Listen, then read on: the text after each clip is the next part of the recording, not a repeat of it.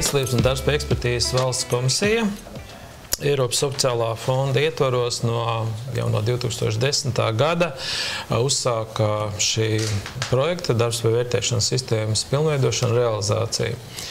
Un šajā laika periodā līdz 13. gadam, varētu teikt, tapa šī pirmais etaps, mēs tā sakam, ja? Šīs sistēmas pilnveidošana. Un tagad 2014. gadā mēs strādājam pie tā, lai, tā teikt,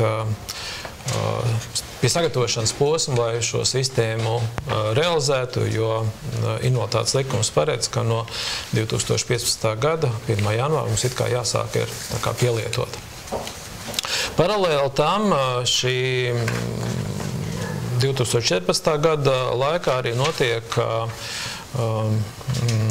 darbs pie šīs otrā etapa, kas ir vairāk vērsts uz šīm darbspējām. Ja tā mēs skematiski varam pateikt, tad pirmais posms ir vairāk akcents uz to zaudējumu, ko cilvēks ir zaudējis. Viņš ir zaudējis veselību. Tad otrais posms ir vairāk tā vērtēšana, kas cilvēkam ir palicis un kā to pielietot. Tāda varētu būt tā skematiskā. Par pirmo posmu, ko tad mēs esam iestrādājuši un kas tad tie mainās, jauninājumi ir ļoti daudz un daudz lietas ir, principā, tādā izpratnē inovatīvas, jo tās ir tās kopīgās tendences, kur invaliditātes noteikšanas sistēmās pielieto arī daudzās citās Eiropas valstīs, jo mums šī projekta ietvaros bija iespēja iepazīties ar daudzu valstu pieredzēm. Mēs esam analītiski, tā teikt, izanalizējuši citu valstu pieredzi. Un tādā īsā apkopojumā par pirmo etapu varētu teikt ir sekojoši ieguvumi, ko mēs uzskatām. Tas ir, kad šī sistēma, mēs ceram, ir saprotamāka gan tiem, kas piedalās, gan arī tie, kuri pretendē izmantot šo sistēmu, tad mūsu klienti. Tad bez tā, ka šī sistēma tika balstīta vairāk uz tādu veselības traucējumu, kā es teicu, uz zaudējumu izvērtēšanu, plus vēl mēs esam, tā teikt, iestrādājuši otro bloku klāt, kas ir tīri šī funkcionālā novērtēšana, ko tad šī slimība ir izdarījusi un kādi tie traucējumi ir, viņi ir jāfiksē. Tad mēs esam ļoti lielu materiālu izstrādājuši mūsu partneriem, tā teikt, tiem galvenajiem informācijas piegādātājiem, tas ir ģimenes ārstiem un speciālistiem, tāda rokas grāmata, kur ir aprakstīts ļoti detalizēti un saprotam, pirmkārt, ko mēs vēlētos saņemt, kādi ir šie zaudējumi, kā viņus izvērtēt. Un līdz ar to mēs ceram arī, ka uzlabosies tāds viens trūkums, kas ir pašlaik, tas ir šī nosūtīšanas dokumentācija. Tautā viņi pazīst, kā 88. formu, mēs viņu saucam, tīri kvalitatīvi, jo tas bieži ir cēlonis to, ka cilvēkam nevaram noteikt adekvātu šīs smaguma pakāpi, tikai tāpēc, ka dokumentācija ļoti vāja, un tad, kad cilvēks nāk uz pārstrīdēšanu, kā mēs sakam, tad viņš atnes pavisam dokumentāciju, pavisam citu, ne to, ko mums ir piestādījis ģimenes ārsts. Un, protams, ieguvums arī tas, ka, kā jau es teicu, ka mēs pielietosim arī šo starptautisko funkcionēšanas klasifikātoru, praktiski uz viņu ir arī balstīta, un arī tāda detalizētāka ir ierādīta vieta mūsu vēl tādiem partneriem, kas iesaistās invaliditātes noteikšanā, tie ir pašvaldību vai sociāli darbinieki un arī fizikālās un rehabilitācijas medicīnas speciālisti. Tas tā īsumā būtu par pirmo etapu.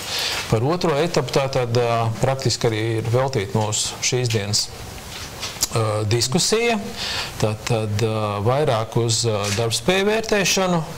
Mūsu uztverē, protams, ja mēs runājam tagad no 15. gada, es domāju, tie cilvēki, kam ir invaliditāte, viņš šo invaliditāti saņems. Tur par to absolūti nevajadzētu būt bažām, kad kādam tas nebūs. Šeit runa vienīgais, ko es esmu atklāti arī pateicis, es varētu prognozēt, ka mainās šī smaguma pakāpja, kā mēs sakām, grupu struktūru. Tas, es domāju, ka varētu atstāt kaut kādu iespaidu. Ja mēs runājām jau detalizētāk par otro posmu, ko mans kolēģis it kā teorētiski vai tā vispārīgi noraksturoja, tīri no praktiskas, no iestādes pozīcijām, es domāju, ka mūs tas skars tīri praktiski, ka mums vairāk būs jāsadarbojas ar citām institūcijām. Un te ir tie jautājumi, kur mēs varam šodien apspriest, gan par šiem tādiem individuāliem menedžeriem, kas palīdz tam cilvēkam, teiksim, orientēties visās šajās pakalpojumos, kas tiek piedāvāti, jo šobrīd ir tā, ka mūsu institūcija nosaka šo status, nosaka invaliditāti, tālāk viņš iet dzīvē un mēs viņam iedodam bukletu, kurā viņš var iepazīties ar visu, kas valstī ir, teiksim, mēs viņu esam nosaukuši invalīdu tiesības, attiek viņam pašam izlasīt un no tā visu spektru meklēt kontaktus un pašam iet. Te es domāju, ka tādā skatījumā uz priekšu būtu tas, ka ne tikai dot viņam, bet arī aktīvi viņu vadīt un aktīvi viņu konsultēt un sadarboties ar citām iestādēm. Tas varbūt ir tas nākotnes skatījums, ko es redzu tīri praktiski.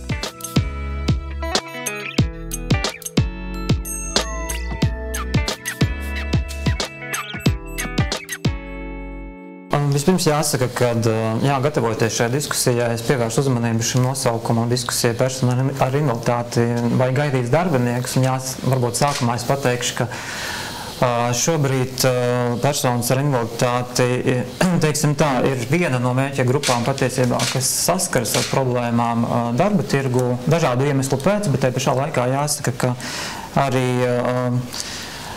darba tirgu ienāk personas ar invaliditāti, un ja mēs skatāmies, piemēram, uz Nodarbinātības valsts aģentūras realizētajiem pasākumiem un tendencēm, tad, piemēram, vairāk kā 3300 personas ar invaliditāti no bezdarbniekiem, piemēram, pagājušā gadā aizgāja darba tirgu, iekārtojās reāli. Un praktiski tas nozīmē, ka ir vajadzīgs gan atbalsts, kas nostrādā, gan arī tātad ir vajadzīgs šīs darba tirgus, kas ir atsaucīgs un darba devēji, kur ir šīs darba vietas un kas ņem pretī. Tas, kas šobrīd varbūt tā klasiski vairāk gadu garumā ir bijis atbalsts no valsts puses dažādu valsts atbalsta programmu veidā, subsidētās darba vietas, protams, arī spektrs ar dažādām apmācību programmām, karjeras konsultācijām,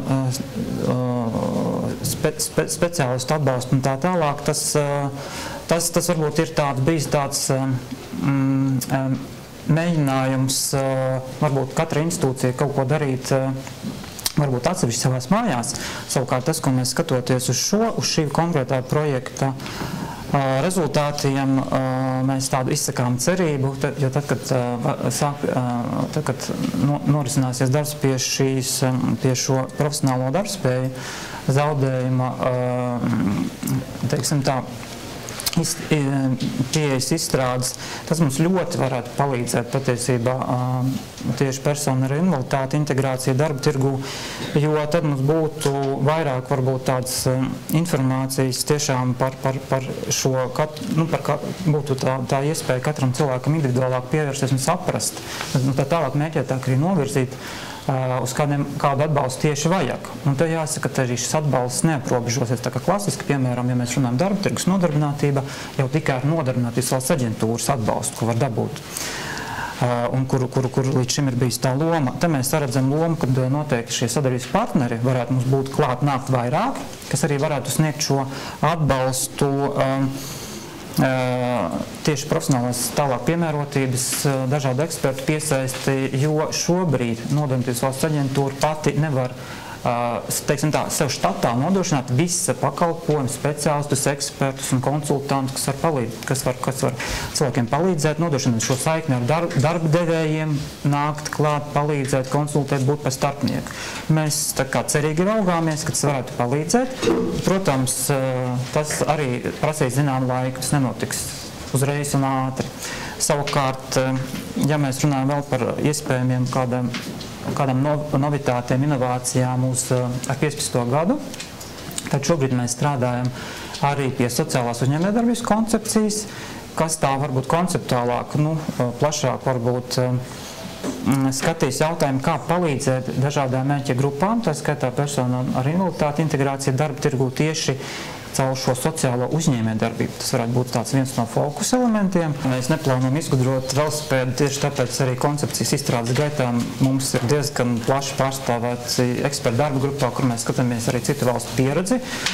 Un tiešām pateicoties arī šiem labajiem prakses piemēriem, es domāju, ka mēs arī nonāksim, mēs neizgudrosim neko pilnīgi jaunu, mēs vienkārši uzsāksim tās praksē pārbaudītās vērtības, kas varbūt citās valstīs nostrādājušas. Un, protams, nav jau noslēpums, ka mēs piesaistīsim arī kā resursus arī Eiropas Savienības struktūra fondus, jo tā ir iespēja arī attīstīt jaunus un inovatīvus virzienus. Tā kā, protams, bez resursiem arī šī attīstība nevar notikt. Mēs pie tā arī esam arī jau, teiksim tā, domājuši arī kā piesaistīt šos fondus.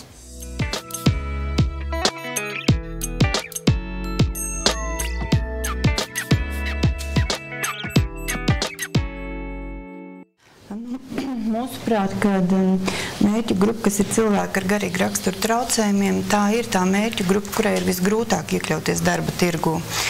Un ar to ir jārēķinās, ka nevienmēr viņi varēs strādāt pie darba devēja, tāpēc ir svarīgi attīstīt šos sociālos uzņēmumus, atbalstīt to darbu. Ja? Tā kā ar šādu atbalsta veidu šie cilvēki var daudz ko darīt. Jā, mēs arī to ikdienā strādājot ar cilvēkiem, mēs redzam, ka piemeklējot katram šo, izvērtējot šīs spējas varēšanu, var katram piemeklēt attiecīgi nodarbošanos.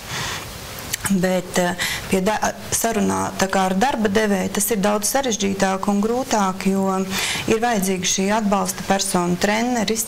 Pie mums ir tas, ka nav ražošana attīstīta. Ja? Bet noteikti ir iespējas, kā pielāgot, atrast caur konkrētiem uzņēmumiem darba kaut kādus noslogojumus, kur cilvēks ar garīgu raksturu traucējumiem var veikt kaut kādas konkrētas lietas, ko viņš iepazīst, ko viņš saprot, ko viņš var, ja, un ir šīs konkrētās lietas. Cik mēs esam bijuši arī Vācijā un citās Eiropas valstīs, ir šie sociālie uzņēmumi, kuros strādā cilvēki ar garīgu raksturu traucējumiem, un viņš varbūt nekad neizies ārpus šī uzņēmuma, ja? Bet viņam ir noteikts darbs, vai tā ir kāda pakošana vai kaut kāda ievalcēšana kaut kādiem materiāliem. Bet viņiem ir nodrošināts darbs, un ko mēs arī Norvēģijā, kad bijām, ko viņi minēja kā būtisku faktoru, kad šiem cilvēkiem ir jāsaņem arī atalgojums. It kā ir no valsts pašvaldības puses ieguldījums finansiāls arī tajā, kad tiek uzturēti šādi pakalpojumi, bet ir jāsaņem arī atalgojums par savu darbu, jo tā ir jebkuram cilvēkam motivācija. Motivācija strādāt, kaut ko darīt.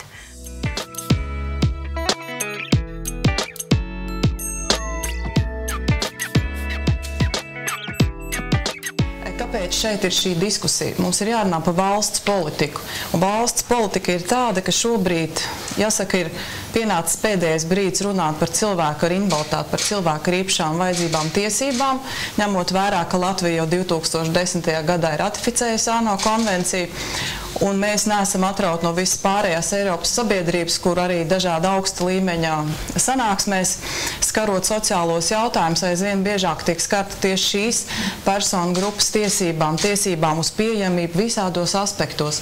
Un ja līdz šim mēs valstī runājam tikai par cilvēku ar īpašām vajadzībām un sociālo integrāciju, tad šī diskusija ir sākums, lai sāktu runāt arī par ekonomisko integrāciju, par šo cilvēku ekonomisko suverenitāti. Un lūk, šis darbspējas faktiski jaunais novērtēšanas projekts, ko šobrīd prezentē arī Valsts darba ārstu ekspertīzes komisija, ir lielisks instruments, kas būs, teiksim, ceļā uz manis tikko nosaukto mērķi, uz cilvēku ar īpašām vajadzībām, ekonomisko integrāciju, ekonomisko neatkarību. Un es tiešām raugos ar lielām cerībām, ka blakus līdzinējai sistēmai, pa ko arī Zīverta kungs minēja, tiek novērtēts reālais darbspēja zaudējums, mēs papildus liksim jaunu bloku klāt, kas arī tiešām visciešākajā mērā sasaistīsies ar šo izaicinājumu, kas ir ekonomiskā integrācija, tas ir stāsts par darba tirgu, tas ir stāsts par darba vietām, tas ir stāsts par pieejamu darba tirgu.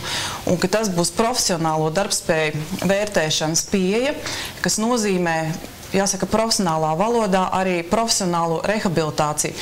Lai skatītāji, kas šobrīd skatās, saprastu, tā ir cilvēku ar īpašām vajadzībām ar dažādu, faktiski šo te darbspējas zudumu novērtēšana, jeb testēšana, un šim cilvēkam tiek ieteikts, kāds viņam, teiksim, nākamais perspektīvais ceļš būtu ejams, jeb šodien ļoti populāri runāt par ceļakartēm. Šim cilvēkam tiek uzzīmēta ceļakarte, kur ir viņa perspektīva, kur ir viņa nākotne sevi ieraudzīt darba tirgu. Ja mēs apskatītos ekonomikas ministrijas prognozes, tad visai pesimistiski skaitļi liecina, ka tuvākajos gados mums būs darbspēka resursu trūkums darba tirgu pilnīgi reāli. Un šī saspringtā tirgus apstākļos ik viens cilvēks darbspējas vecumā būs ļoti vērtīgs resurs.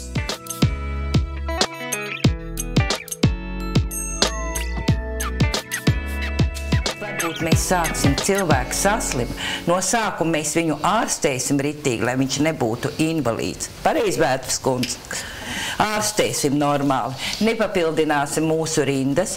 Pēc tam mēs tādā pašā rehabilitācijas centrā, kur viņš veselību, viņš izveseļojas, rehabilitējam, aizsūtām uz sociālās integrācijas centru, bet viņš nevar viens pavilkt, es uzreiz pasaku, viņš nevar, tad mums atkal jāatver durvis citiem rehabilitācijas centriem, kas nodarbojas ar sociālo integrāciju. Tur mēs viņu testējam uz visām pozīcijām. Tanī laikā viņam valsts pielāgo mājokli, lai cilvēks var strādāt. Viņam jābūt arī pielāgotam mājoklim, lai viņš var no rīta sakārtoties un aiziet uz darbu. Ja? Tik līdz turienei. Tad viņš ar visu šito atnāk. Tur jau pieslēdz pēc tam valsts pašvaldība, ne jau valsts garantētais kredīts uz mājas pielāgošanu. Es domāju, jau sen jāsaka to darīt valstī. Tad mēs gribam, lai invalīds strādā. Smagas pakāpes tā kā es, piemēram, atvainojiet lūdzu, es strādāšu, lai maksātu transportu izdevums, mobilitāte 100, es tagad nevaru izskaidrot, 144 vai 5 eiro gadā. Un es tagad uzturēšu, man ziemā vajag uz darbu. Kāds uzņēmējs varēs tā vispār uzņemties to, ka viņa invalīds atnāk pusstundu vēlāk, vai vēl kas autobus atnāk bez rampas, alauku cilvēkiem, ko darīt. Būt, kur ir viss tās problēmas, pirms kaut ko mainīt tādā vizuālā jomā, mums jāsagatavo bāzi.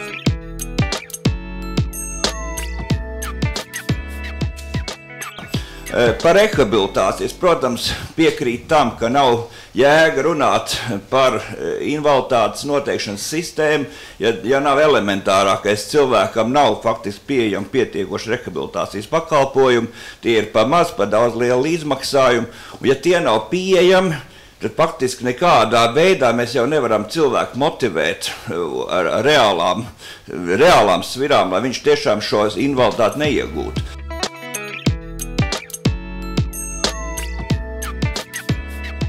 Es pilnīgi piekrītu, ka stāsts ir par to, ka dialogs vienmēr par maz ir bijis. Un īstenībā jau valsts saprot to problemātiku, bet jūs ziniet, kas ir valsts budžets šobrīd. Jūs tikpat labi publiskajā telpā klausieties, kādas ir mūsu iespējas un kāda ir mūsu tēriņa sociālajā jomā. Tad faktiski nevajag teikt to, ka valstī nav izpratnes. Valstī nav sapratnes par līdzekļu menedžmentu, un tie līdzekļi vienmēr ir par maz. Tāpēc vienmēr ir tā, ka gribētos, lai būtu labāk un varētu būt labāk. Atgriežoties pie izpildību, dialogs vienmēr ir būtisks, un dialogs ir tas, kas vienmēr ir par maz, lai uzrunātu, izskaidrotu, pastāstītu. Tieši tāpat kā par sociālās integrācijas valsts aģentūru ir gadiem pietrūkusi publiskā informācija, un es šodien saprotu, ka viņi ir pietrūkusi arī tiem cilvēkiem, kas atrodas organizācijās. Es pateikšu, kāda ir situācija šobrīd. Jā, ir rindas uz valsts apmaksāto sociālās rehabilitācijas pakalpojumu, kur cilvēks var saņemt gan psihologa, gan ergoterapeita skaita gan fizioterapeiti, gan visu iespējamo ārstu konsultācijas un rehabilitāciju 3 nedēļu garumā valsts apmaksātā institūcijā. Es piekrītu, tur ir rindas, mēs atkal atgriežamies pie valsts pieejamām finansēm. Bet tāpat laikā es šodien runāju par profesionālo rehabilitāciju. Ir valsts apmaksātas vietas 2 skolās, kur notiek mūža izglītība, kur cilvēki visa mūža garumā var nākt un iegūt izglītību, kas šajā konkrētajā vienā vai otrā brīdī viņa dzīves periodā viņam būtu piemērot, lai viņš atgrieztos darba tirgu arī tad, ja viņam ir kāds darbspējas zudums.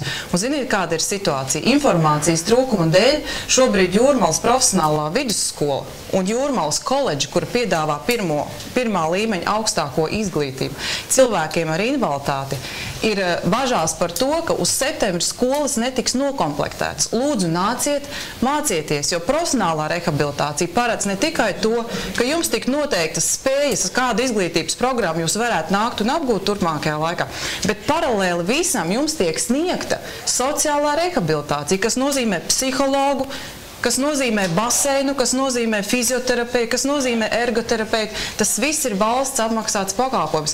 Mums šobrīd baža, ka cilvēki nenāk. Kāpēc nenāk? Tāpēc, ka nezinu, ko viņi ar to izglītību izdarīs, kur viņi aizies strādāt. Viņiem nav motivācija nākt, jo nav jau darba tirgū tās darba vietas. Bet tas ir izglītības process, kur paralēli tu saņem arī sociālo rehabilitāciju.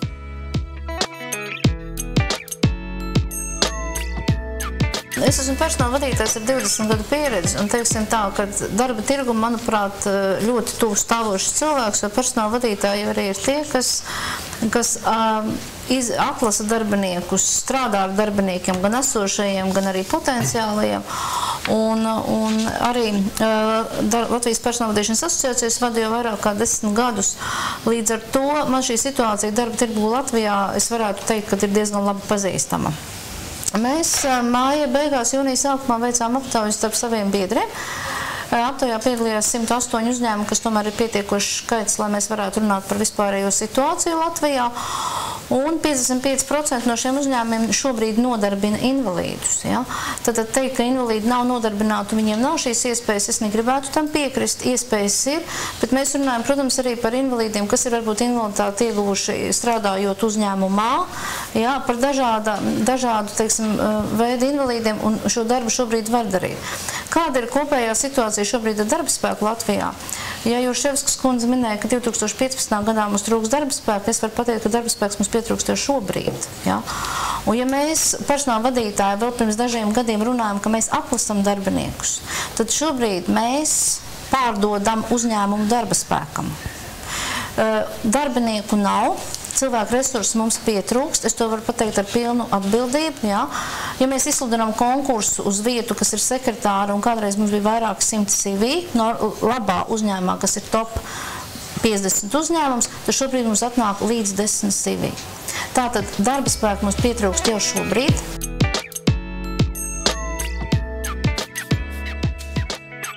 Visās šajās valstīs, tā skaitā Igaunijā, jau šobrīd ir reforma beigu stadijā, tiek nodalīts profesionālo darbspēju zaudējums, kas ir tiesības uz konkrētu maksājumu, darba nespējas pensiju un invaliditātes smaguma pakāpes noteikšana. Bet invaliditātes smaguma pakāpes noteikšana arī nav visās valstīs. Tā ir Vācijā, tā ir Igaunijā.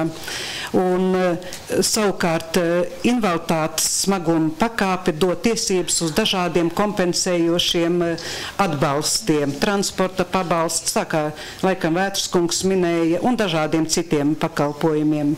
Un kas ir ļoti būtiski, kas šobrīd ir, noklausoties visā diskusijā, noteikti šajā brīdī ir diezgan neiespējami Latvijā, bet uz ko Latvijā ir jāiet visām nozarēm, tas ir, kā profesionālo darbspēju vērtēšana sākas jau darba nespējas laikā. Piemēram, Zviedrijā pēc pārējošās darba nespējas laikā. Piemēram, Zviedrijā pēc 3 mēnešiem jau tiek vērtēts, vai cilvēks var atgriezties savā profesijā. Pēc 180 dienām tiek vērtēts, tas ir pēc 6 mēnešiem, vai cilvēks var atgriezties šai pašā darba uzņēmumā, citā darba vietā, un tad atkal pēc konkrēta laika vai vispār var darba tirgu atgriezties. Un, protams, katra valsts izmanto atšķirīgus kritērijus, nav vienādu kritēriju, un tas nav vienādi algoritmi. Vācija nosaka darba nespēju stundās. Ja mazāk par 3 stundām dienā var strādāt, tad pilnīgi darba nespējīgs. Lai kopīgi novērtētu darba vietu, vai tā ir jāpielāgo, vai var atgriezties tādā pašā veidā, vai vajag surda tulka pakalpojumu un tā tālāk un tā tālāk. Tā ka gan profesionālā rehabilitācija, gan medicīniskā rehabilitācija. Un ļoti būtiski ir šie gadījuma vadība.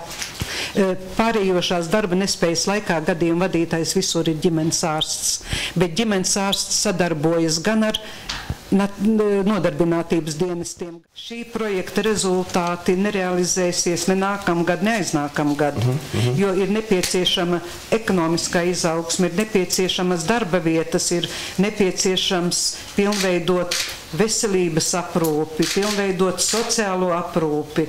Tā ka principā projekts ir domāts līdz 22. gadam, projekta realizācija, bet soli pa solim realizēt. Tam ir jārealizējas.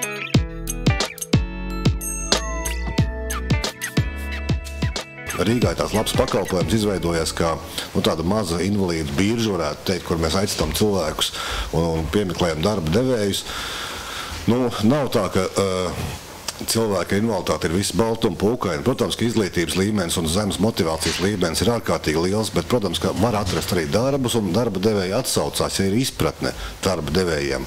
Un viņus nebaida 109. pants, un kad nevarēs atlaist, viņiem ir, ja tu ar viņiem tiecies un izstāsti un to situāciju izskaidro, man liekas, ka viņi ļoti labi saprot to, un tā nav savādāk attieksme. Vienkārši ir jābūt tādai izpratnē par to, ko nozīmē cilvēks ar invaliditāti, kādā veidā viņš var strādāt, ko viņš var strādāt, jo ne visus darbus cilvēki var paveikt, jo ir šīs darbspēja ierobežojums kaut kāds. Bet pats galvenais, man liekas, tā ir tā politiskā vīzija, uz kurien mēs gribam iet, un tā nevar būt tikai vienas pašas labklājības ministrijas pāraudzībā.